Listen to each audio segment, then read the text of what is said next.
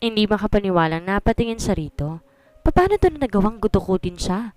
Pilit tinihilan niya ang kamay mula sa pagkakatali sa headboard ng kama pero hindi niya maalis ang tali nito dahil sa higpit. Pakawalan mo ako, Alden. Ano ba? Imbes pakawalan siya nang umisi lang si Alden sa kanya. Bakit kita papakawalan, babe? Sinabi ko naman sa'yo, di ba? Sa akin ka lang? Nanlaki ang mata niya sa sinabi nito. Nababaliw ka na, Alden. Matagal na tayong tapos kaya wag mo ako angkinin. Magkapatid nga ito at si Colton. Pareho mga siraulo. Malakas na tumawa ito. Sige, sabihin na natin matagal na tayong tapos at may asawa ka na. Di ba pwede na ako naman ngayon, Denise? Pwede ka naman siguro namin paghatian ni kuya nang di yun nalalaman. Ako naman dapat ang asawa mo ngayon at hindi siya. Nahihibang na ito. Nababaliw ka na, Alden. Kahit kailan hindi na ako babalik sa'yo. Singhal niya rito.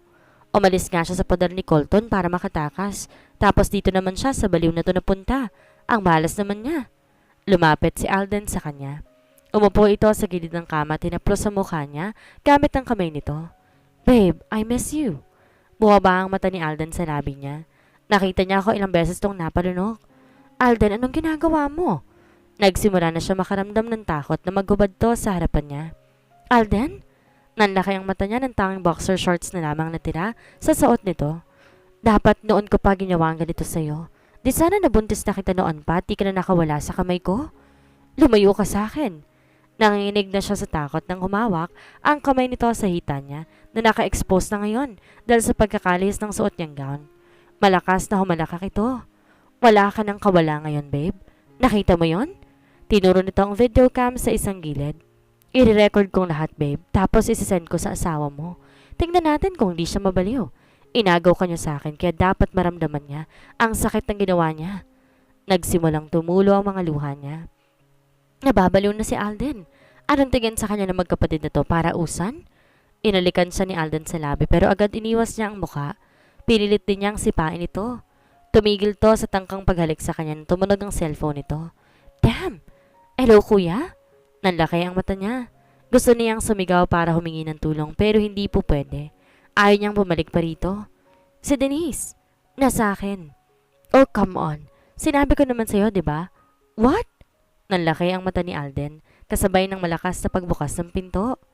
Malakas siyang napatili ng barilin ni Colton si Alden.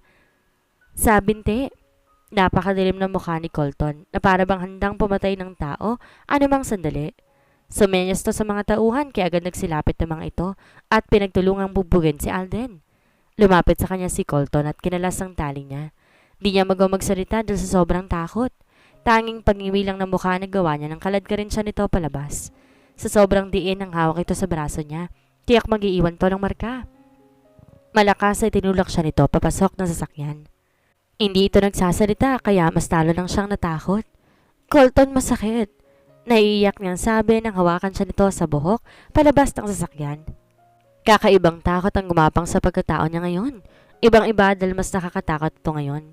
Pagkarating sa kwarto agad nang sinampal siya nito kaya tumalsik siya sa kama. Sa lakas ng sampa nito namanhid ang pisngi niya. Nanginginig ang mga kamay na pinahid niyang gilid ng labi. Lalo siyang naiyak na makitang dumudugo iyon. Walang hiya ka? Tatakasan mo pa ako para makipagkita sa kapatid ko. Nag-aapoy sa galit ang matang nakatingin si Colton sa kanya. Umiiyak na umiling siya. Hindi ako nakipagkita kay Alden. Isang sampal pang pinadapon nito sa mukha niya. Di na siya nakapagsalita pa at umiyak na lamang.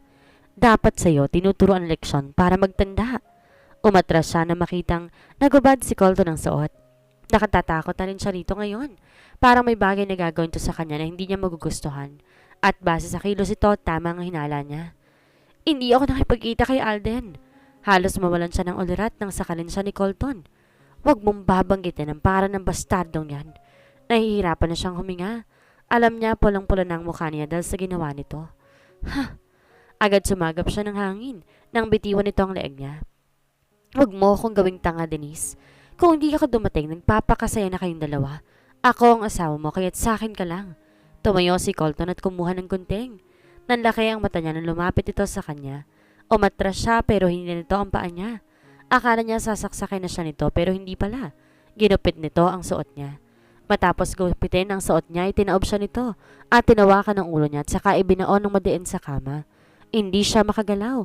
Mabuti na lang nakatagilid ang ulo niya dahil tiyak mahirapan siyang huminga kung hindi. I will fuck you hard this time, Denise. Inilapit ito ang mukha sa kanya. So hard that you cannot even walk. Lalo pang nadagdagan ng takot niya sa sinabi ni Colton. Pilit nagpamigla siya na marinig ang pagbukas ng zipper nito.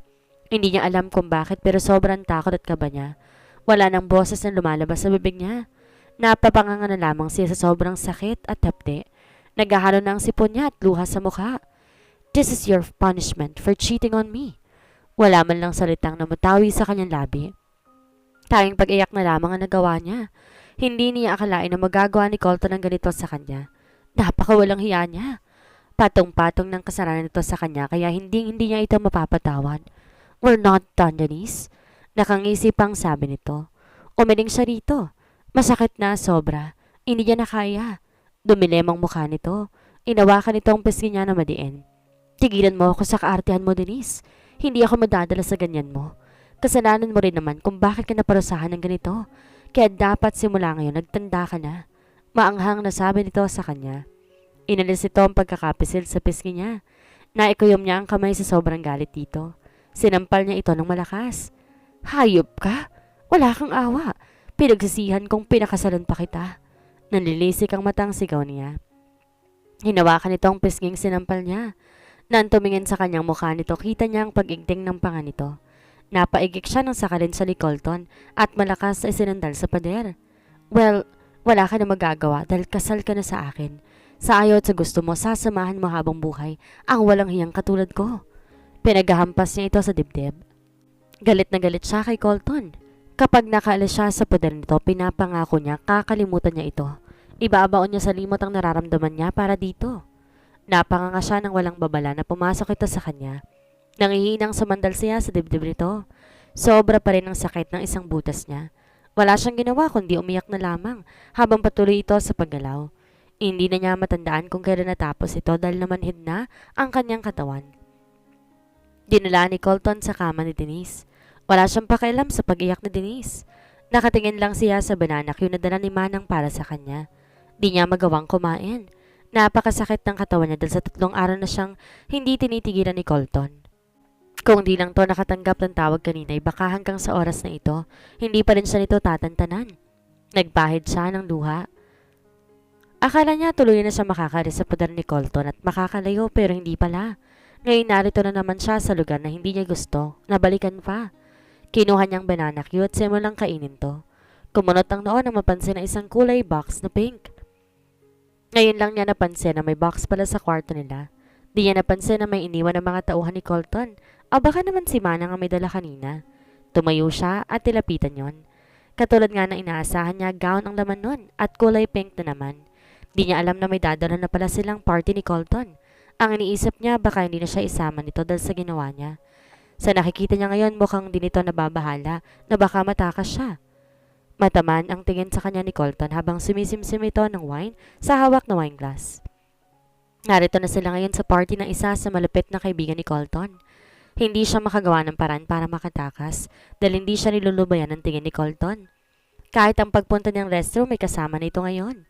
Pandalawahang upuan lamang ang meron sa bawat isang mesa kaya naman nakaupo siya paharap sa pwesto nito. Di siya kinakausap ito matapos na nangyari, 1 linggo na nakakaraan. Gagamitin lamang siya nito at yayakapin pagkatapos. Hey there, Miss Beautiful. Nakangiting lumapit sa kanya si Liam at tinawakan ng kamay niya.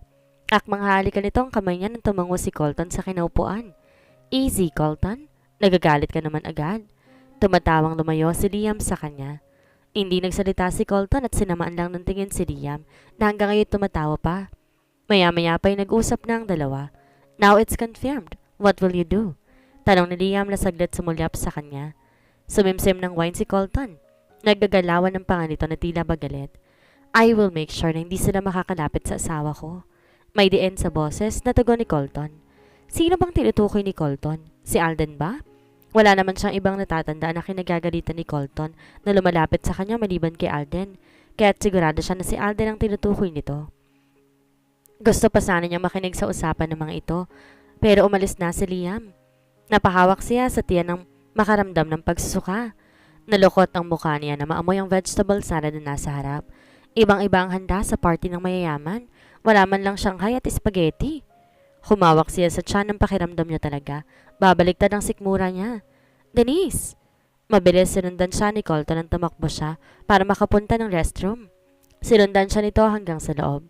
Mabuti na lang at walang ibang tao kundi silang dalawa lamang. May pag-aalala sa mukha ni Colton habang hinahaplos ang likod niya. Dinukot nito ang cellphone sa bulsa. Brad, where are you? Can you come into my house and check my wife? Naglabasan ng butil ng pawis niya sa noo.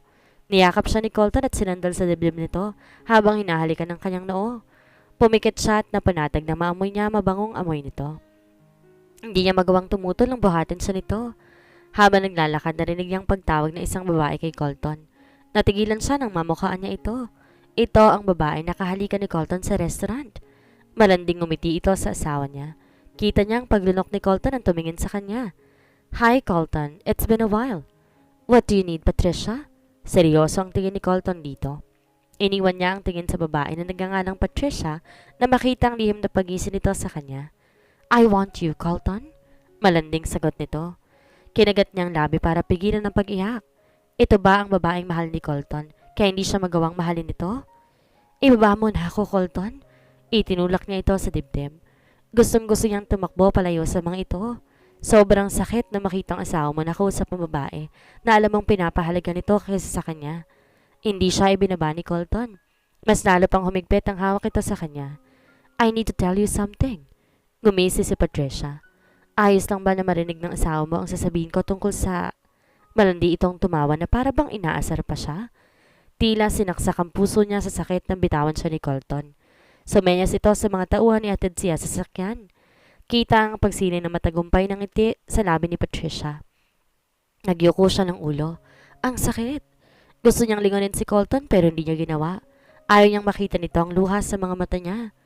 Nanginginig ang labing kinagat niya iyon. Habang naglalakad, tuloy na siyang humagulhol. Tama nga siya. Wala siyang halaga sa lalaking mahal niya. Hindi talaga siyang mahal nito kundi ang babaeng yon. Kung hindi marami siya nito ginamit sa paghihigante, ay baka ang mga ito pang nagpakasal at hindi sila. Pagkarating ng sasakyan ni Colton, pumasok siya roon. Lalo pang nanikip ang dibdib niya na maisip na baka masaya na ngayon ang dalawa nang umalis siya. Masayang magkahawak kamay, masaya nagkukwentuhan, masayang naghahalikan. Humawak siya sa tapat ng dibdib. Para iyong dinudurog sa sakit. Stop talking like that in front of my wife. Patricia, baka pasabugin kong ulo mo. Banta ni Colton sa babaeng nasa harapan. Kanina pa siya nagpipigil ng galit dito. Malaman lang yan tungkol sa lalaking yon at sa mga plano nito. Uunahin niyang i-dispatch siya ito. Kasunod ng lalaking yon. Dumaan ng takot sa mukha ni Patricia. You can't do that to me, Colton. Tutulungan na nga kita. Ako, bantaan mo pa ako. Pilit ni Patricia ang pinipigilan ng panginginig na makita ang malamig na tingin ni Colton sa kanya. Sa sunod, kapag hinalikan mo ulit ako o hawakin ako, papatay na kita. May makuha man o wala akong impormasyon sa'yo, naiintindihan mo ba? Lumapit si Colton dito. Itinutok sa ulo nito ang daliri ni Mo Barel. Pasasabugin ko yung ulo mo. Banta ni Colton, bago ito tinalikuran para puntahan na sa Denise. Nanginginig na tumayo si Patricia. Akala niya mapapaamo niyang lalaki pero hindi pala. Sinadya niyang paghalik dito sa restaurant at alam niyang nararoon ang asawa nito pero muntik na siyang mamatay pagkatapos nun. Mabuti na lang at may kailangan pa sa kanya si Colton kaya hindi siya nito tinuluyan. Natigil si Colton sa paglalakad nang mamatay ang lahat ng ilaw. Damn! Nagmamadaling tumakbo si Colton kahit madilim. Matalas ang mata niya sa dilim kaya alam niya kung saan ang daan tatahakin. Sir, si Ma'am Denise po nakatakas. Agad na sabi ng isa sa mga tauhan niya. Hanapin niyo! Galit na galit pang sigaw ni Colton dito. Sir, nakita ko siya. Sakay ng isang kotse. Sa lubong ng isa nakakarating lamang. Agad sumakay siya ng sasakyan. Ganun din ang iba pang tauhan niya. Ang sasakyan na yon, sir. Turo ng lalaki na kulay pa ng sasakyan. Kumunot ang noo niya na makitang pagewang na sasakyan na kulay pula. Oh God, please no. Piping dasal ni Colton na makitang babanggang pulang sasakyan sa isang malaking truck. Umawang ang labi ni Colton kasabay ng pagturo ng luha sa mata niya na makitang tuluyang pagkabangga noon sa malaking truck.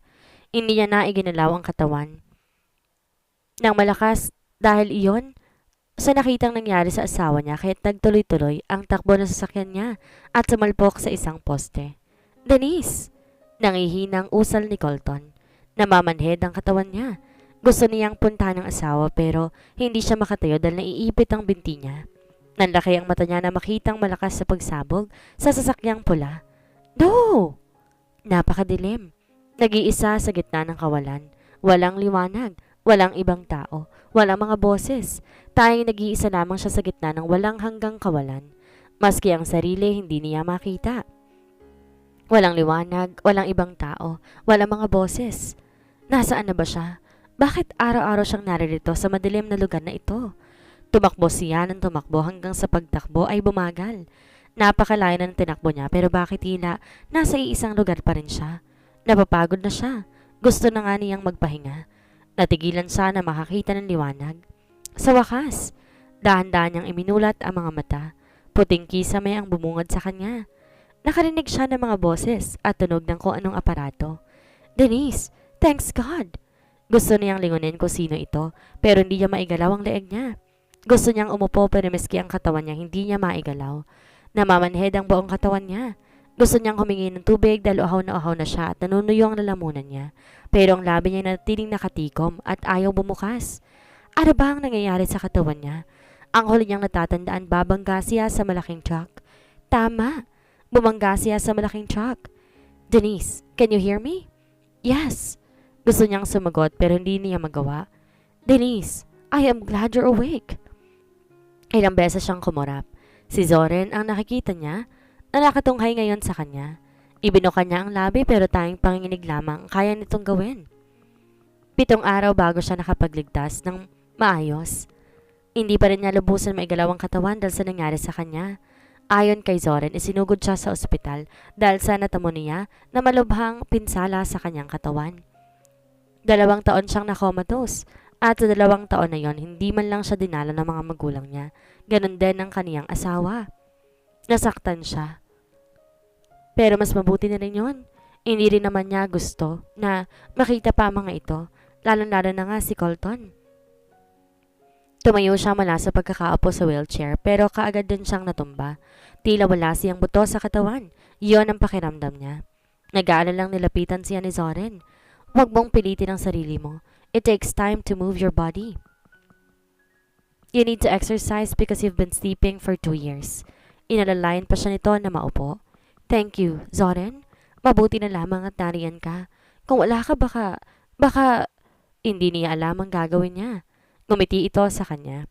Mabuti na lamang at ako ang doktor na nakakita sa iyo. Sinuklian pa niya ang ngiti nito. Denise, naalala mo bang nangyari sa iyo bago ka na-aksidente? Tsaka bakit hindi ka pa dinadala ng asawa mo at ng family mo? Bumuntong hininga ito.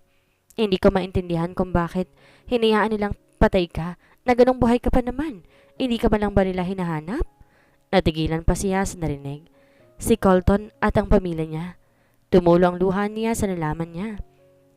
Stop crying, Denise. Kailangan mo magpalakas para makauwi ka sa inyo. Agad na umiling siya at tumawak sa kamay ni Zoren. Ayokong umuwi, Zoren. Umiiyak pang sambit niya. Wala na akong balak na bumalik pa sa kanila. Tumakas siya para makalayo kaya ito ang nararapat niyang gawin. Denise, pamilya mo sila. Wala kang alam, Zoren. Kaya ako narito ngayon kasi tumakas ako sa lahat. Kung ayaw mong tulungan kita. Naiintindihan kita. Pero sana wag mong sabihin sa pamilya ko na buhay ako. Lalo na rin na kay Colton. Dahil ayoko na talagang bumalik doon.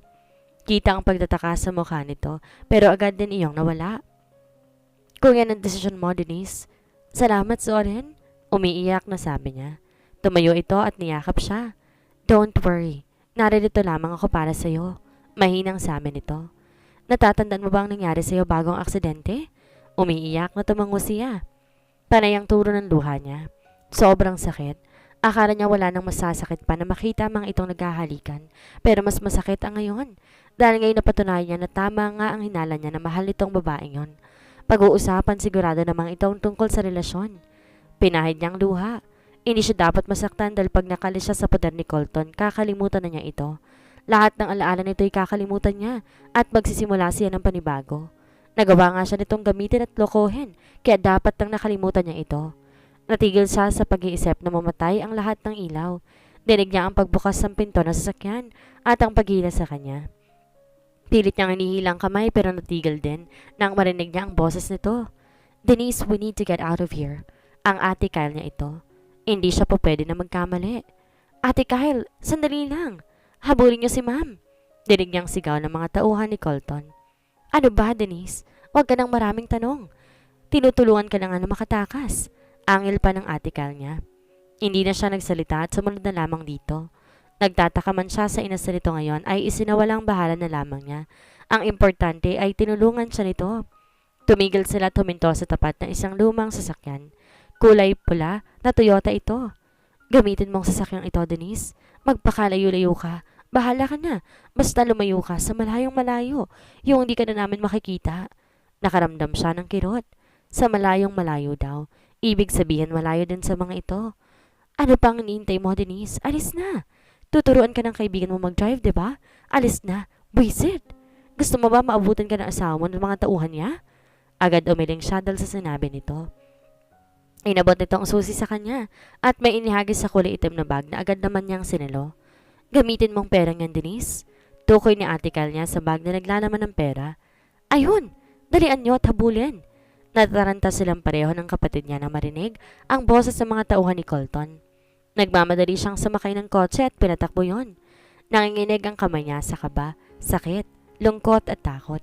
Kinakabahan siya dahil baka maabutan siya ng mga ito. Natatakot siya sa maaaring gawin ni Colton oras na maabutan siya nito. Ang sakit ng dibdib niya dahil sa nakita niya kanina na magkasama na si Colton at ang Patricia na iyon. Nakakalungkot dahil hindi niya makitang lalaki na mahal niya. Hindi niya na mayayakap pa ito. Hindi niya na ito makakasama. Pero kailangan niyang gawin ang bagay na ito. Hindi pwedeng gagamitin siya nito ng paulit-ulit dahil sa pagganti lamang nito kay Alden. Nasasaktan na siya. Hindi niya gustong gamitin ang lalaking mahal niya para lang makaganti sa taong kinasusuklaman nito. Nanlaki ang mata niya nang hindi huminto ang sinasakyan niyang kotse noong apakan niya ang preno. Nagpagewang-gewang ang takbo ng sasakyan na minamaneho niya hanggang sa makita niya na may makakasalubong siyang kotse. Mabilis niyang iniliko ang sasakyan pero ganoon na lamang ang panlalaki ng mata niya nang makita ng malaking truck ang makakasalubong niya.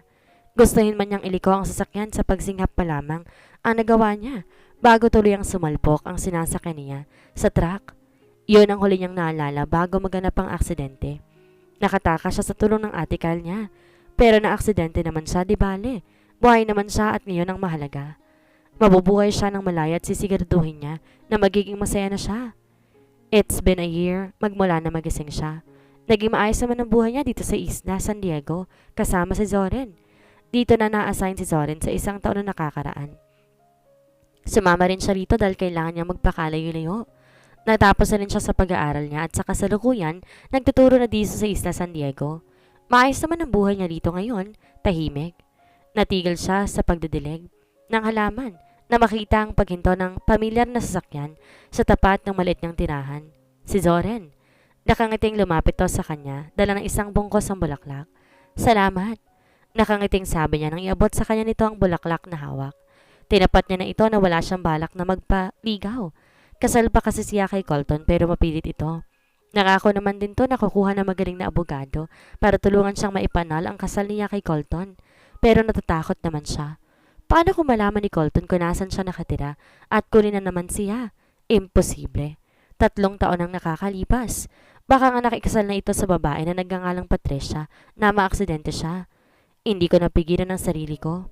Tumalikod siya at nagmamadali, pumasok sa loob ng bahay niya.